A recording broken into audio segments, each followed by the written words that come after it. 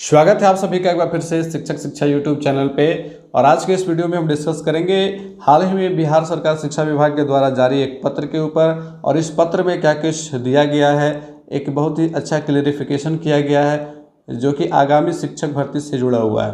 तो आइए इसके ऊपर डिस्कशन कर लेते हैं, बहुत ही इंपॉर्टेंट है, इसको देख लेते हैं, समझ लेते हैं। तो जैसे कि आप यहाँ पे देख पा रहे हैं, बिहार सरकार शिक्षा विभाग के द्वारा यह पत्र जो है वो जारी किया गया है महालेखाकार बिहार पटना के संदर्भ में वित्त विभाग के द्वारा यह पत्र भेजा गया है। और यहाँ पर जैसा कि आप यहाँ पर देख पा रहे हैं, जो भी आगामी शिक्षक भर्ती परीक्षा होने वाली है नियमावली 2023 के आलोक में, और इसमें उच्च माध्यमिक शिक्षक के 18,830 सृजित पद हैं, माध्यमिक शिक्षक के 18,880 सृजित पद हैं, और 6 to 8 यानी कि उच्चतर प्राथमिक के लिए 31,982 सृजित पद हैं। अगर इन तीनों पदों को हम लोग जोड़ें तो आप लगभग 69,692 पदों की संख्या आ जाती है। तो इतने पदों पर जो है स्वीकृति प्रदान की गई है। देखिए आदेश क्या है, स्वीकृत है, यानी कि इतने पदों की स्वीकृति मिल गई है। तो आगामी जो शिक्षक बहाली आएगी, बीपीएससी शिक्षक बहाली के द्वितीय चरण में, प्रथम चरण की परीक्षा हो गई है, उसका रिजल्ट आने वाला है, उसकी बहाली जो है वो प्रक्रिया प्रोसेस में है। लेकिन जो आगामी शिक्षक भर्ती परीक्षा होने वाली है बीपीएससी के माध्यम से द्वितीय चरण की जो परीक्षा होगी, तो उसके संदर्भ में इन पदों पर रिक्तियों को स्वीकृति प्रदान कर दी गई है। ठीक है, तो इस प्रकार से आप यहाँ पर डिफिनिट हो जाइए कि अगर आप 6 to 8 के टीचर बनने की तैयारी कर रहे हैं तो आपके लिए 31,982 पदों की संख्या है, जिसमें से 50% सीटें जो है वो महिलाओं के लिए आरक्षित मिलेंगी।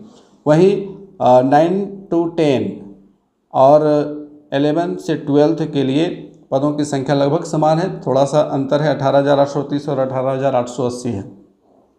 और इनके ऊपर आपको 35% महिलाओं के लिए आरक्षण देखने को मिलेगा। ठीक है, और यहाँ पर चूँकि स्वीकृति मिल गई है तो आगामी समय में महीने 2 महीने के बाद जो है वो इसका नोटिफिकेशन आपको देखने को मिल जाएगा, या हो सकता है उससे पहले भी मिल जाए, क्योंकि सरकार बहुत जल्द ही इसकी बहाली कराने की भी तैयारी कर रही है।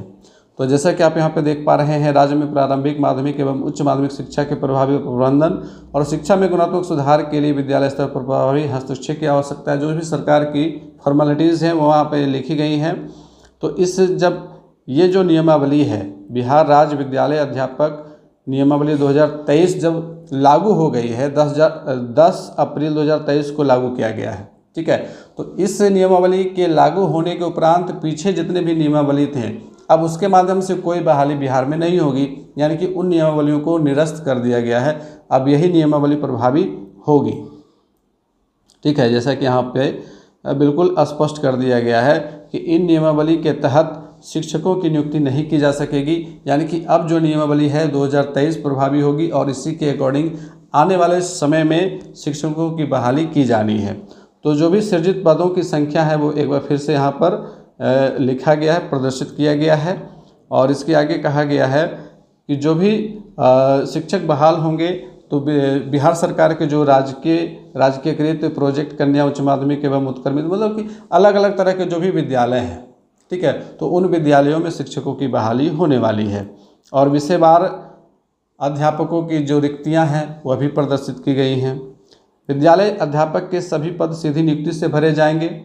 इस हेतु राज्य सरकार द्वारा बिहार लोक सेवा आयोग के माध्यम से पात्र अभ्यर्थियों का लिखित परीक्षा के माध्यम से चयन कर इसकी अनुशंसा शिक्षा विभाग को की जाएगी, यानी कि एक बार फिर से एग्जामिनेशन होने वाली है। अच्छा, इसके बाद है कि विद्यालय अध्यापक के नवसृजित होने वाले विषयवार पदों को शिक्षा विभाग द्वारा आवश्यकता अनुसार जो है वो जिलों को आवंटित किया जाएगा। संबंधित जिला के जिला शिक्षा पदाधिकारी के द्वारा विषयवार पद को आवश्यकता अनुरूप विद्यालयों को उप आवंटित किया जाएगा। अब इसमें वार्षिक व्यय भार यहाँ पर बताया गया है, और यहाँ पर देखिए वेतन आदि की चर्चा की गई है। यहाँ पे सबसे इम्पोर्टेंट टॉपिक निकल करके आ रहा है, और अभी तक जो भी कयास लगाए जा रहे थे कि वेतनमान ये रहेगा वो रहेगा, लेकिन अब सरकार ने बिल्कुल इसको स्पष्ट कर दिया है। विभाग के द्वारा एक स्पष्ट दिशा निर्देश आ चुका है कि किन किन पदों में वेतन भत्ते रहेंगे। तो आइए यहाँ पे देख लेते हैं, इस चीज़ को अच्छे से समझ लेते हैं। विद्यालय अध्यापक 11th 12th यानी कि जो उच्च माध्यमिक शिक्षक होंगे उनके लिए नंबर ऑफ़ टीचर्स 18,830 है। इनका जो बेसिक पे है, बेसिक पे 32,000 रुपये है, ठीक है। और इसके ऊपर डीए कैलकुलेट हो रहा है 42% के दर से। वर्तमान जो दर है वो निर्धारित है यहाँ पर। आगामी टाइम पर डीए बढ़ेगा तो इसमें भी बढ़ोतरी हो जाएगी, ठीक है। इसके बाद देखिए HRA होम रेंट अलाउंस 8% के दर से जोड़ा गया है। कोई बात नहीं, 8% के दर से यहाँ पर जोड़ देते हैं। वैसे इसका अलग अलग क्राइटेरिया है, ठीक है।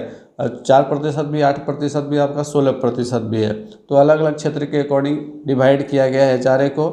इसके बाद देखिए CTA यहाँ पर स्पष्ट कर दिया गया कि CTA प्रदान किया जाएगा, ठीक है। जबकि अभी तक जितने भी शिक्षक भर्ती हुए थे अब बिहार में, जो पुराने शिक्षक थे जो BPSC के द्वारा पहले से बहाल थे या फिर जो नियमित शिक्षक थे, उनको CTA नहीं दिया जाता था। लेकिन इस बार जो है CTA प्रदान कर दिया गया है। और CTA के लिए क्राइटेरिया बनाया गया है 1,500 रुपये, और इसके ऊपर जो DA बनेगा, ठीक है। तो DA अभी 42% है, तो 1,500 का जो 42% निकल रहा है वो आपका जुड़ करके 630 रुपये जुड़ करके जो है वो 2,130 रुपये हो जाता है, ठीक है। तो ये आपका CTA हो गया 2,130 रुपया। इसके बाद आपका मेडिकल अलाउंस है, चिकित्सा भत्ता 1,000 रुपये, ठीक है। इसके बाद आपका जो नेट सैलरी बन रहा है वो है 51,130 रुपये। 51,130 रुपये आपके 11th-12th शिक्षक के लिए है। इसके साथ आपको पेंशन जो है सरकार के द्वारा प्रदान किया जाएगा, वो आपका बेसिक का 14% प्रदान किया जाएगा सरकार के द्वारा। और आपके खाते से आपके पेंशन मद में जो पेंशन के मद में जो राशि कटेगी, जो राशि की कटौती होगी, वो आपका जो बेसिक है, बेसिक प्लस DA का 10%, ठीक है। बेसिक प्लस DA का 10% जो है वो कट जाएगा। तो बेसिक आप जोड़ लीजिए 32,000 रुपये, प्लस DA आप जोड़ लीजिए 13,440। इनका 10% आप कैलकुलेट कर लीजिए। जो भी राशि आएगी वो आपके खाते से डिडक्ट होगा, आपकी पेंशन मद में जाएगा, ठीक है। तो 51,130 में वह राशि घट जाएगी, और उसके बाद जो राशि शेष बचेगी वो आपके अकाउंट में क्रेडिट हो जाएगा, ठीक है। उसी प्रकार से चर्चा करें 9th-10th के लिए, तो 18,880 शिक्षकों के पदों की संख्या है। इनका जो बेसिक पे है वो है 31,000 रुपये, ठीक है। 31,000 रुपये बेसिक पे है। और इनका DA कैलकुलेट होकर क्या रहा है 13,020 रुपये, ठीक है। 13,020 रुपये DA कैलकुलेट होकर क्या रहा है।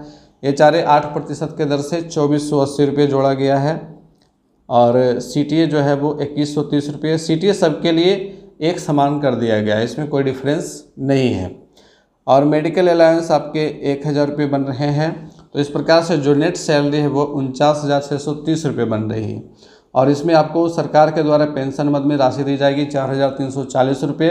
और आपके खाते से जो राशि कटेगी वो बेसिक प्लस DA का 10% राशि जो है वो डिडक्ट हो जाएगी। और इस प्रकार से जो राशि यहाँ पर घटने के बाद 49,630 में घटाने के बाद जो राशि बचेगी वो आपके खाते में आ जाएगी, आपके हाथ में। वहीं 6 to 8 के टीचरों की बात करेंगे तो 6 to 8 के लिए 28,000 रुपये बेसिक पे है, ठीक है। 28,000 रुपये बेसिक पे है। तो इसका DA बन जाता है 11,760 रुपया। 2,240 रुपये आपका HR हो जाता है। CTA 2,130 रुपये हो जाता है। मेडिकल आपका 1,000 रुपये हो जाता है। टोटल आपका हो जाता है 45,130 रुपया। इसमें से पेंशन की राशि सरकार के द्वारा प्रदान की जाएगी 3,920 रुपये, 3,920 रुपये। और आपके खाते से जो राशि कटेगी वो 28,000 और 11,760 रुपये, इन दोनों को जोड़ करके इसका 10% निकालेंगे। और वह राशि आपके यहाँ 45,130 में से घट करके जो बचेगी वो आपके खाते में क्रेडिट होगी। और ये जो सरकार के द्वारा पेंशन की राशि है और आपके खाते से जो राशि कटेगी पेंशन मद में, ये दोनों आपके पेंशन मद में जा करके जुड़ जाएगी, ठीक है। तो इस प्रकार से ये आपका वेतनमान का ये क्राइटेरिया बिल्कुल स्पष्ट कर दिया गया, इसके पहले नहीं किया गया था। अच्छा, तो इसके अकॉर्डिंग हम PRT के जो टीचर्स हैं उनके लिए भी अनुमान लगा सकते हैं, ठीक है। PRT का जो बेसिक पे है वो 25,000 रुपये है, ठीक है। और इसका जो DA बनेगा 42% के दर से, तो 25,000 का अगर 42% निकालते तो 10,500 रुपये होता है, ठीक है। 10,500 रुपये। उसके बाद HRA 25-80-200 रुपये हो जाएगा आपका HR। CTA तो 2,130 रुपये सभी का रहेगा ही। मेडिकल आपका 1,000 रुपये हो जाता है। तो नेट सैलरी कितनी बन जाती है 035 516 5272910 2131 40,630 रुपये बन जाता है आपका नेट सैलरी। अब इसमें से 25,000 और 10,500 इन दोनों को जोड़ देते तो 35,500 रुपये आ जाता है। और 35,500 का अगर 10% निकालेंगे तो 35,500 का आ जाएगा 3,550 रुपये। ये 3,550 रुपये आपके 40,630 में से घट जाएंगे और यह राशि जो है वो आपके पेंशन मद में जमा होगी। वहीं सरकार जो है आपके बेसिक का 14% यानी कि 25,000 का 14% जो कि आपका आता है 3,500 रुपये। ठीक है, 3,500 रुपये सरकार के द्वारा दिया जाएगा। इस प्रकार से 7,050 रुपये आपके पेंशन मद में जमा होगा। बाकी आपको राशि जो है वो लगभग 37,000 रुपये आपके खाते में क्रेडिट होगी। तो ये पीआरटी वालों के लिए वेतन मद हो जाएगा। तो इस प्रकार से बिल्कुल स्पष्टीकरण कर दिया गया सरकार की तरफ से। अब कोई किंतु परंतु नहीं है, कोई कयास लगाने की ज़रूरत नहीं है। तो इन वेतन भत्तों के साथ एक अच्छी खासी राशि आपके खाते में प्रतिमाह क्रेडिट हो जाएगी।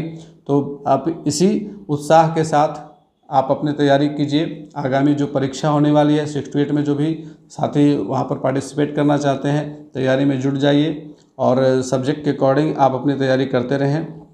जैसा कि हमने पहले भी डिस्कस किया हुआ है कि जो 68 की बहाली होगी वो आपका मैथ साइंस टीचर के रूप में, ठीक है, मैथ साइंस एक ही में है, अलग अलग नहीं है।